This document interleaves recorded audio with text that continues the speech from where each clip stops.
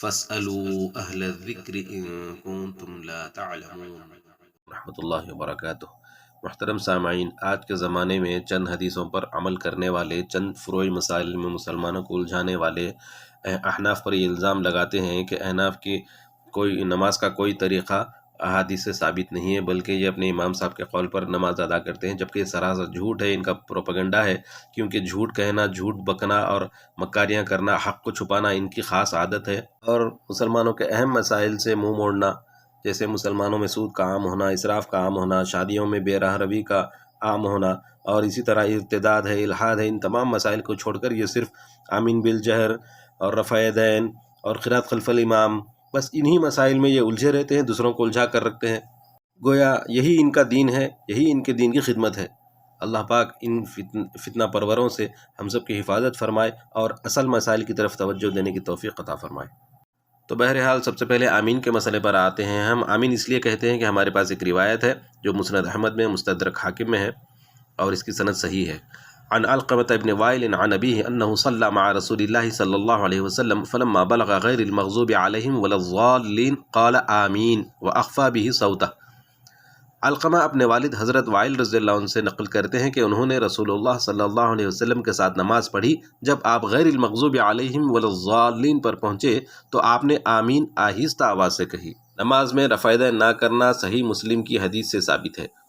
عن جابر بن سمرة قال خرج علينا رسول الله صلى الله عليه وسلم فقال ما لي أراكم رافع أيديكم كأنها أذناب خيل شمس اسكنوا في الصلاة۔ حضرت جابر بن سمرہ رضی اللہ عنہ فرماتے ہیں کہ حضور اکرم صلی اللہ علیہ وسلم ہمارے پاس تشریف لائے تو آپ نے فرمایا کہ کیا بات ہے کہ میں تمہیں ایسے ہاتھ اٹھاتے دیکھ رہا ہوں جیسے وہ بدکے ہوئے گھوڑوں کی دم ہو۔ نماز میں سکون اختیار کرو۔ نماز میں ہاتھوں کو بہت زیادہ حرکت دینے کو آپ صلی اللہ علیہ وسلم نے بدکے ہوئے گھوڑوں سے تشبیہ دی ہے، تو ہمیں چاہیے کہ حضور علیہ السلام کے اس قول پر عمل کریں کہ نماز میں سکون اختیار کریں۔ اب حدیث پر عمل کرنے والے حضرات اس حدیث کو سن کر بدگے نہیں، کیونکہ جب آپ حدیث پیش کرتے ہیں تو آپ اپنے آپ کو اہل حدیث ظاہر کرتے ہیں، جب دوسرے حدیث پیش کرتے ہیں تو آپ فوراً بدک جاتے ہیں، بدگے نہیں، اس حدیث کا انکار نہ کریں، یہ صحیح حدیث ہے مسلم شریف کی۔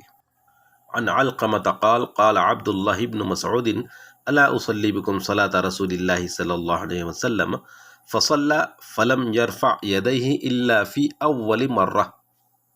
یہ حدیث ترمذی شریف میں آئی ہے، 257 نمبر اس حدیث کا ہے، اور امام ترمذی نے اس حدیث کو حسن کہا ہے۔ علقمہ کہتے ہیں کہ حضرت عبداللہ ابن مسعود رضی اللہ عنہ نے فرمایا کہ کیا میں تمہیں حضور اکرم صلی اللہ علیہ وسلم کی نماز جیسی نماز نہ پڑھاؤں؟ پھر انہوں نے نماز پڑھائی اور سوائے پہلی مرتبہ یعنی تکبیر تحریمہ کے کہیں بھی ہاتھ نہیں اٹھائے۔ عن البراء بن عازب ان رسول اللہ صلی اللہ علیہ وسلم اذا كان افتتح الصلاة رفع يديه الى قریب من اذنيه ثم لا يعود۔ حضرت براء ابن عازب رضی اللہ عنہ سے روایت ہے کہ رسول اللہ صلی اللہ علیہ وسلم جب نماز شروع فرماتے تو کانوں کے قریب تک اپنے ہاتھ اٹھاتے، پھر پوری نماز میں کہیں بھی ہاتھ نہیں اٹھاتے تھے۔ یہ حدیث سنن ابو داود حدیث نمبر 449 ہے، یہ حدیث حسن ہے۔ طبعا حدیث کا حکم اس لیے بیان کرنا پڑتا ہے کہ اہل حدیث یعنی حدیث کو چاہنے والے، حدیث پر عمل کرنے والے حضور کے حدیث پر اس وقت تک ایمان نہیں لائیں گے، اعتماد نہیں کریں گے جب تک حضور کے امتی اس کی تصدیق نہ کر دیں۔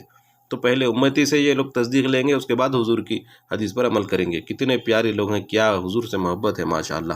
اسی لیے کہتا ہوں یہ اپنے دعوے میں باطل ہیں، کیونکہ یہ حضور کے قول پر اعتماد نہیں کرتے، بلکہ یہ امتیوں کے قول، امتیوں کی تحقیق، امتیوں کی شواہد و گواہی پر اعتماد کرتے ہیں۔ حقیقت تو یہی ہے، اگر امتی کہے گا کہ یہ حدیث صحیح ہے تو پھر یہ مانیں گے حدیث صحیح ہے، امتی کہے گا کہ یہ ضعیف ہے تو یہ کہیں گے حدیث ضعیف ہے۔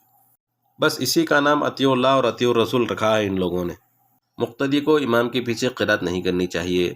عن ابی موسیٰ الاشعری مرفوعا اذا صلیتم فاقیموا صفوفکم ثم لیؤم احدکم فاذا کبر فکبروا فاذا قال غیر المغضوب علیہم ولا الضالین فقولوا آمین۔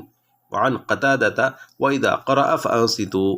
حضرت ابو موسیٰ اشعری رضی اللہ عنہ سے روایت ہے کہ حضور اکرم صلی اللہ علیہ وسلم نے فرمایا جب تم نماز پڑھنے کا ارادہ کرو تو اپنی صفیں سیدھی کر لو، پھر تم میں سے کوئی امامت کرے، جب امام تکبیر کہے تو تم بھی تکبیر کہو، جب وہ غیر المغضوب علیہ الضالین کہے تو تم آمین کہو، یعنی اس دوران کچھ پڑھو نہیں بلکہ امام کے مغضوب علیہم الضالین پر آمین کہو۔ اور حضرت قتادہ رضی اللہ عنہ کی سند میں سے یہ زیادتی بھی مروی ہے کہ جب امام قرأت کرے تو تم خاموش رہو۔ یہ حدیث قرآن شریف کی اس آیت کی تشریح ہے جس میں فرمایا وَإِذَا قُرِئَ الْقُرْآنُ فَاسْتَمِعُوا لَهُ وَأَنصِتُوا، جب قرآن پڑھا جائے تو تم غور سے سنو اور خاموش رہو۔ مفسرین کے نزدیک یہ آیت نماز کے تعلق سے ہے۔